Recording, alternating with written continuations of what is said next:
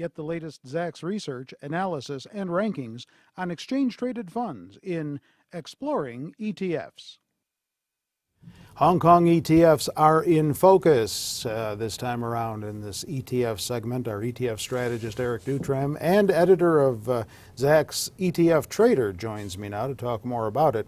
I'm assuming that we're talking about Hong Kong ETFs in light of the pro-democracy demonstrations that are going on in that part of the world. That's exactly right. We've seen a lot of turmoil over there in the last couple of days. And this is actually largely stemming from the central government's decision to kind of clamp down on the choices that a lot of voters are going to have in the upcoming election. Granted, still a couple years away, 2017, for kind of their mayor, if you will. It's like chief executive, they call it. Beijing basically wants to decide, okay, these people can be, can seat for the election, so they kind of want to clamp down on the choices there. And the Hong Kong people don't really care for that too much. They kind of view it as an infringement of, kind of their democracy and kind of how different they are from mainland China, and they kind of want to keep that going for at least, a couple decades, as they had discussed in 1997 when the handover happened. Yeah. So why is this important to the markets? Do you think this might become a headwind? I think so, especially for China ETFs and Hong Kong ETFs in particular. We've seen a lot of volatility lately in that market. People are starting to get worried that China is going to crack down on the protests, much like Tiananmen Square about 25 years ago. China isn't exactly known for taking a lenient stance on a lot of these issues, so people are pretty worried that this might have a big impact, especially because Hong Kong's a major financial center. So a lot of traders and investors are kind of pulling their money out, kind of a wait-and-see attitude for this key financial center over in Asia. All right, we have a couple of examples, as we always do. The first one, EWH being the ticker. That's right. This is the most popular Hong Kong ETF on the market today. It's from iShares. It has about $3 billion in assets, almost 3 million shares of daily traded volume.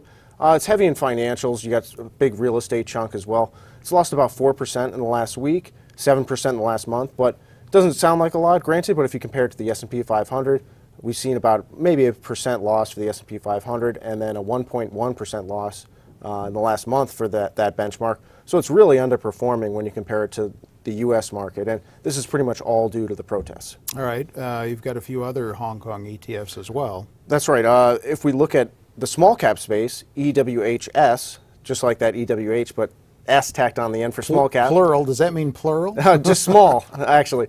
And this one is down almost 5% in the last week, so it's a little more impacted by these events in the city. FHK also is a product that targets this. It's been down as well, not quite as much. It does use a different methodology for selecting stocks in the basket. Both of these do have very low volume and trading levels, so be careful if you're trading either one of these. They might have wide bid-ask spreads, but as we can see, they're both really impacted by these events. What about some China ETFs? Yeah, investors might also want to take a look at, we have TAO, it's a China real estate fund, and actually about 80% of their assets are Hong Kong traded securities, so they're really impacted by these trends. And then FXI, it's actually the most popular China ETF out there. This one has a lot of Hong Kong exposure as well, thanks to its heavy financial component. So both of these are going to be really impacted by the Hong Kong issue, and if it does spiral out of control, we could see a lot more China ETFs hurt by these issues, and it could be definitely something to watch over the next couple of days if China decides to crack down, or if they kind of let them do what they want and fall back on some of their demands. Yeah, it's going to be interesting. Do you own any of these? I do not. All right, check out other information on ETFs. That could be educational information, could be commentary on ETFs, and other interesting articles in the ETF section of Zacks.com. If you're not there already, get on over. You can link to it right off the homepage with Eric. I'm Terry Ruffalo.